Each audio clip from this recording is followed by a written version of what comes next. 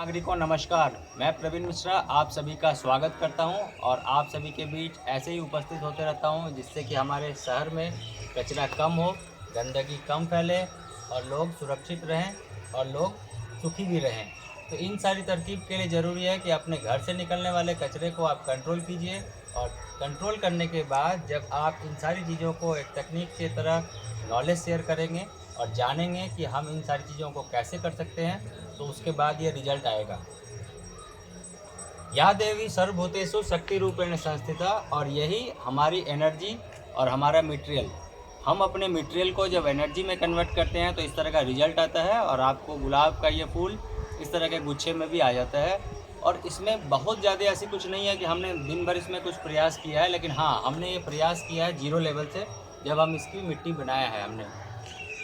अभी के समय में बहुत ही नाजुक समय है, जब घर बैठे ये सारी चीज़ें हमें करना होता है तो और भी ज़्यादा या तो हम एंजॉय करते हैं या तो हम दुखी होते हैं। तो बागवानी अपने आप में एक बहुत ही अच्छा सबब है और इस सबब को हम जब अपने आसपास अपने लोगों को, अपने कम्युनिटी को, अपने देशवासी को जोड़ते हैं तो हमें खुद आनंद आता है और इसी आनंद को आसपास के माहौल में खुशनुमा बना के हम एक विश्वव्यापी रूप भी दे सकते हैं। जैसा कि अभी समय है, घर बैठे यदि हमें कुछ काम करना है तो हम इन सारी चीज़ों को जोड़ सकते हैं और इसके लिए ज़रूरी है कि आपको तकनीकी रूप से समृद्ध होना। हम आज बात करेंगे कि हमने ये सारी चीज़ें एक बायोडायवर्सिटी का पार्ट दिया है। यहाँ पर आप देख सकते हैं कि एक बायोडायवर्सिटी का पार्ट है।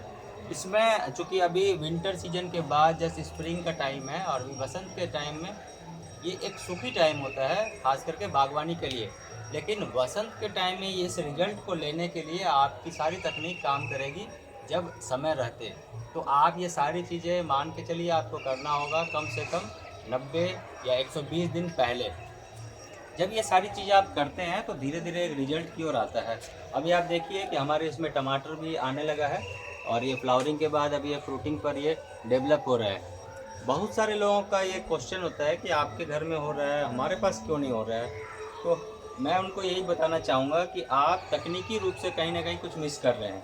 सबसे पहले तो आप अपने घर से निकलने वाले कचरे को कंट्रोल कीजिए और आप इन सारी चीज़ों को खाद बनाइए, बायो एंजाइम बनाइए, या फिर मैंने आपको तकनीक दिया हुआ है कि आप अपने घर से निकलने वाले कचरे को इस तरह के ग्रो बैग में भी कंट्रोल कर सकते हैं।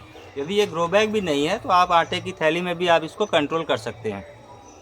ये सारी चीज़ें सीखने के लिए ज़रूरी है कि आप कहीं ज्वाइन हों, और अभी चूँकि माहौल ऐसा चल रहा है कि हम ज्वाइन नहीं हो सकते हैं, तो आप घर बैठे हमारे बहुत सारे वीडियोज़ हैं उनको देखिए और जानिए।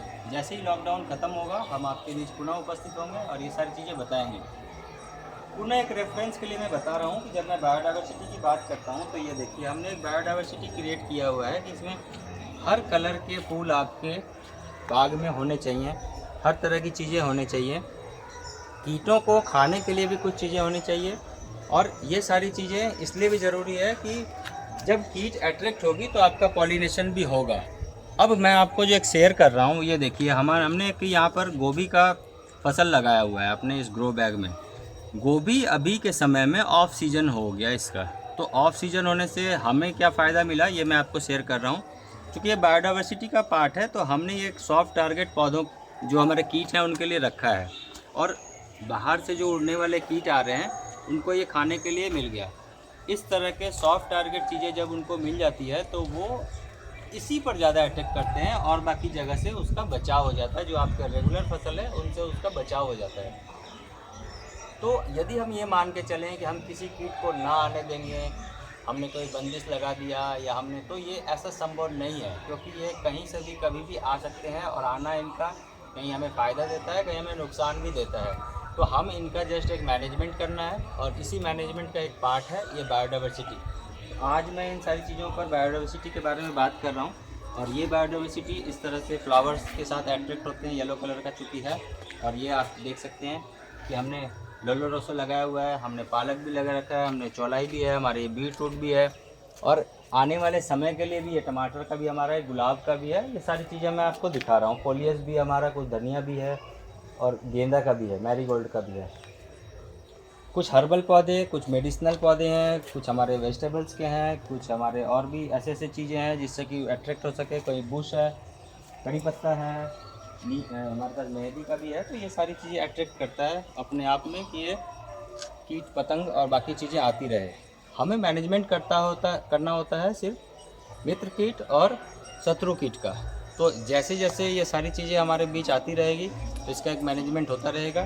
विशेष जानकारी आपको मिलेगा जब आप हमारे साथ जुड़ेंगे और जुड़ने के बाद इस तरह का रिजल्ट आएगा। बहुत सारे लोगों को ये कन्फ्यूज़न होता है कि आपके यहाँ हो रहा है, हमारे यहाँ क्यों नहीं हो रहा है। तो मैं उन सारे लोगों को ये बताना चाहूँगा कि जब आप 0 लेवल से आगे तैयारी करते हैं तो ये सारी चीज़ें आपके यहाँ भी होने लगती है, लेकिन इसके लिए ज़रूरी है पेशेंस। तो आपको कम से कम 6 महीने का एक पेशेंस रखना होता है, एक टाइम देना होता है, और इसी टाइम में आपको डे टू डे रूटीन में कुछ ना कुछ सीखना होता है।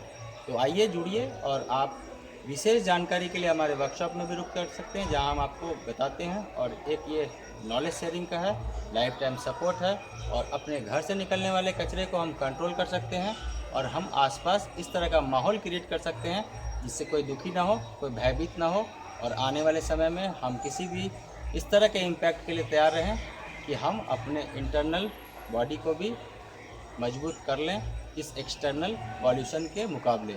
आप सभी का बहुत बहुत धन्यवाद। Thank you very much. फिर पुनः नई जानकारी के साथ मिलेंगे। आगे आप देखते रहिए। Thank you very much.